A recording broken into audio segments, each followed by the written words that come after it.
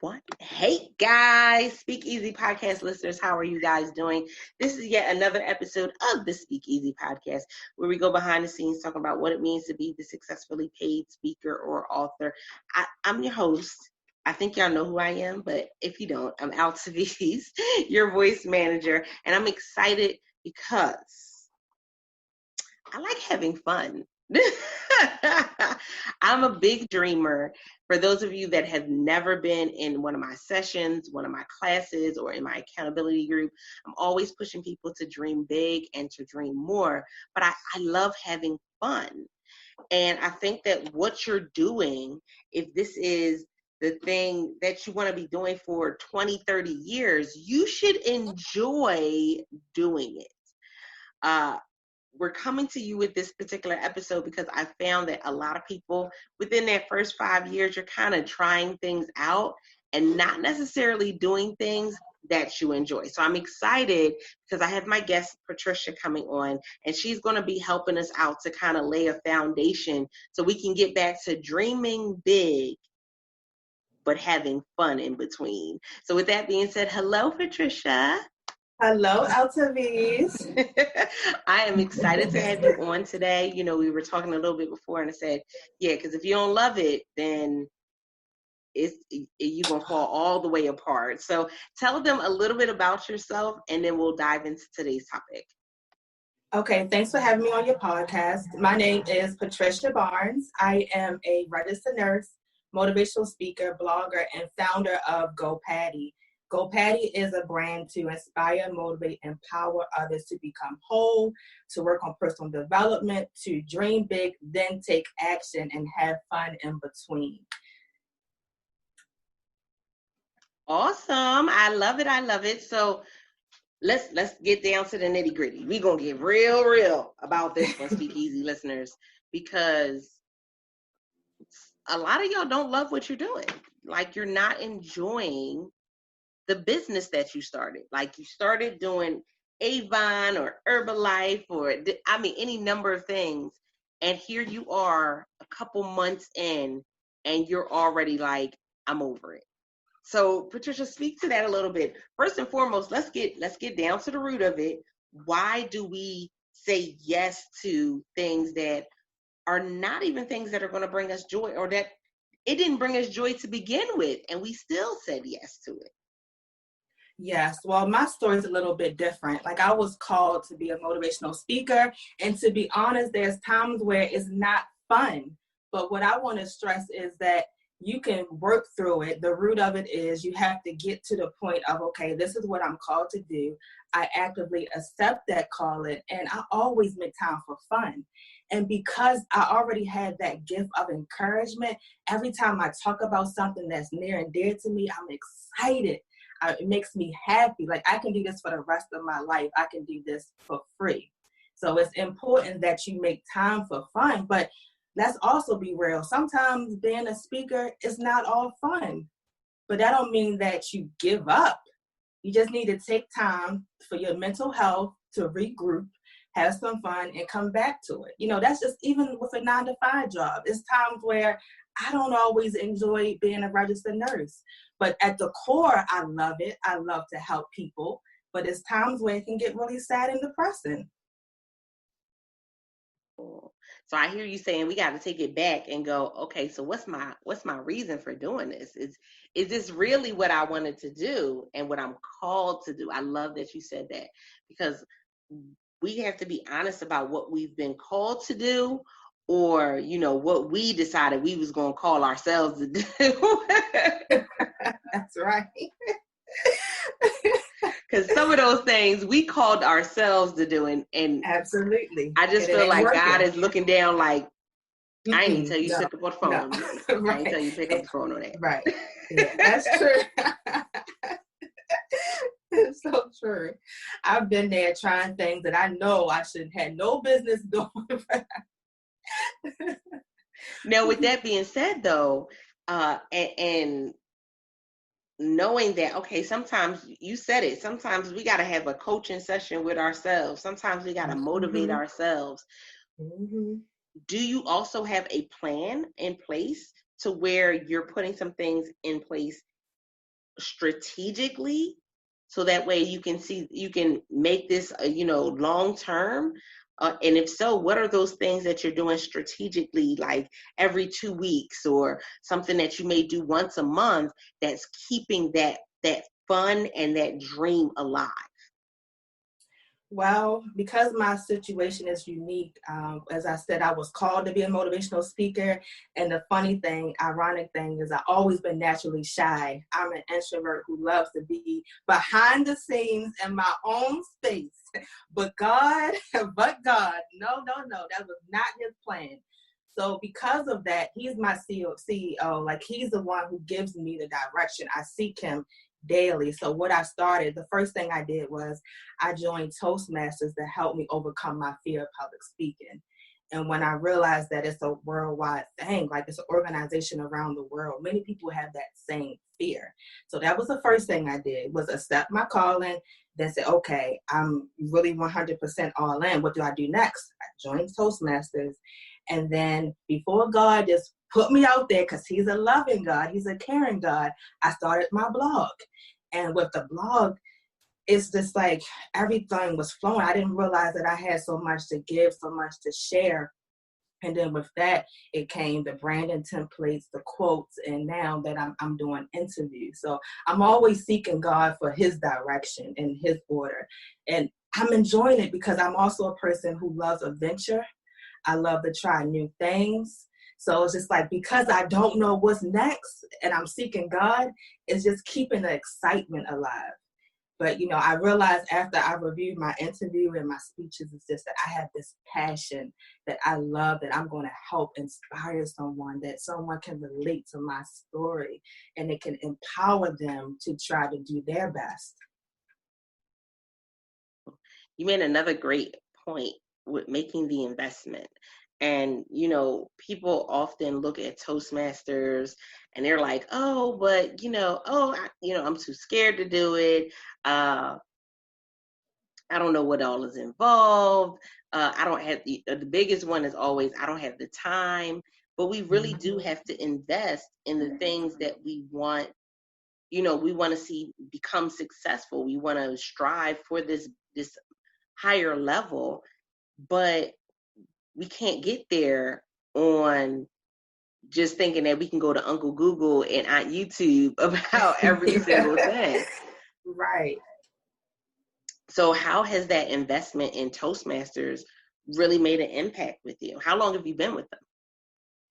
I no longer am with Toastmasters. I felt like I'm kind of person who I give it my all, and when I'm done, I'm done. I'm moving on to the next thing. So I joined Toastmasters about 3 years ago, and I would suggest people to do it. It doesn't cost a lot of money, and I had 10 speeches, and a lot of times I won best speech, which kind of blew my mind because I felt like there were other people who were better than me. But we are our own worst critics, and I only talked about things that I was passionate about. I didn't just waste my time talking about anything. So things that I really love to talk about is thriving as becoming whole. I talked about eating healthy, exercising, just how to develop confidence, because I know that I had that insecurity, and it really did pay off. So you just have to make the time. I feel like if you have time to be scrolling on Facebook, Instagram, if you time how long you on social media, you have time to sit down, write your speech, practice, and go to a 1-hour Toastmasters event so that you can become better. Because I'm all about personal improvement. Self-development is important to me. So if you have to find time for things that's going to advance you, you don't have time to be wasting. Like, I don't have time to be wasting on earth just lollygagging. Like, I have things to do. God called me to do things, and in order for me to be successful and to present myself well, I have to take time to invest in myself. Taking that time to invest in what's going to move your needle forward. I'm a firm believer of that. I know we've come across some things. Speakeasy podcast listeners, you guys, many have reached out, just saying that this year it's been rough making investments because you've been unsure about where the finances are going to come from. But not every investment that you make in yourself is going to be one that costs. When you listen to what Patricia is saying, she's seeking God, going to Toastmasters, that, she made a commitment to this. And when you make that commitment, what does that mean? That means that I'm going to see it through by any means necessary. For some, that may mean going back to school. For others, that may mean getting a mentor or a coach. And we can't stress just how much that investment really is going to help you succeed, because it's the seed and harvest, right? The investment is the seed. And the harvest may not come today. It may not come within 6 months. It may not come for 2 years. But you're going to see that something you did today will make an impact in your success that you're trying to achieve. So that part is so valuable. Speakeasy listeners, I need y'all to make sure that you are honing in on that part. And so now, with everything that you've been able to accomplish so far, Patricia, how do you continue to dream big? Okay, well, I recently had an interview with Ashley Empowers for her Single, Save, and Secure episode.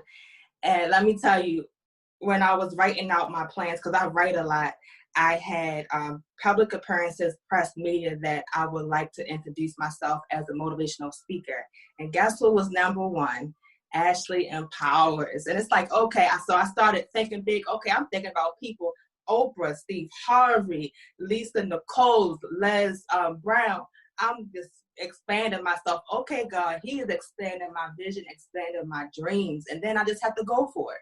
I just went out and said, okay, let me just see what happens. God, if it's your will, it's going to happen. If it's not, it won't. I'm okay with it. Just tell me what's next. I'm just going to go for it. Like, God created me to be great. He created all of us to be great. In order for us to be great, we have to take that first step. We have to actually believe that we can achieve it. And I said, God, you created me to be ambitious. I know. I mean, I'm a first generation college grad. That in itself has given me the motivation that I can do anything in this world. So let me just go for it. That's all you have to do, is believe it and go for it. Go for it. 100%. Oh my goodness. So I am big on, I write down things on index cards, because then when I complete that task or I complete that thing, I go and I can like rip it up. So for me, it's like, it's an action attached to it. Like, okay, you did that, you completed it. For some people, it's checking it off of their, their to-do list. It's, going to be able to strike something out. So how do you measure, when you've been able to accomplish one of the dreams that you've that you've set for yourself? Well, I write things down, and sometimes I'm really hard on myself, and I'm like, man, I'm just not doing enough. And then the Lord will remind me, go back to what you wrote and see that you have accomplished that goal. It's just like, you relax, you're doing good. I'm constantly always working towards a goal, but sometimes when you have so many goals, you get overwhelmed, like you're not doing enough, but you are. That's why I really stress writing down the goals, write down the vision, and little by little celebrate that. Like, I had to learn that as well. It's just like, okay, after this interview, this is an accomplishment for me. I'm going to take some time to have a mental break, watch a movie, and then get back to work. That's a celebration. It don't have to be extravagant. Whatever you like to do, you go and you celebrate that. And then, the more and more I accomplish, the bigger and bigger the celebration will be. Celebrate your wins, guys. Yes. I think we don't do that enough, because you kind of it's crazy, because over the weekend I saw a meme and they were just like, yeah, if the people you hang around, change the people you hang around so So when you're talking about your wins, it doesn't sound like you're bragging. And, at first thought you would be like, well, no, because if you're always talking about your wins, then you are bragging. But no, that's not it. We've been conditioned, to only celebrate certain things. And we miss celebrating, some of the other great things that we do on a regular basis. So, no, we got to get back to celebrating. I thank you for saying that part. Yes. Oh, my goodness. So, Speakeasy podcast listeners, this has been an amazing episode. I hope you guys have been taking some notes. Go back, make sure that you rewind it, share it out, save it somewhere, download it, so that way you can listen to it on a regular basis, because it's time for us to dream big but have fun in between. With that being said, Patricia, let them know how they can reach out to you for more information and where they can find you online. You can check me out on my blog at gopatty.com, Facebook and Instagram at gopattybrand. Great. And guys, don't forget to join the conversation. Leave us a review. Starting soon, we'll be reading those reviews out, and we want to make sure that we are highlighting our amazing listeners who are checking us out on a regular basis. With that being said, I appreciate you. And until next time, guys, don't forget to press it out. See ya.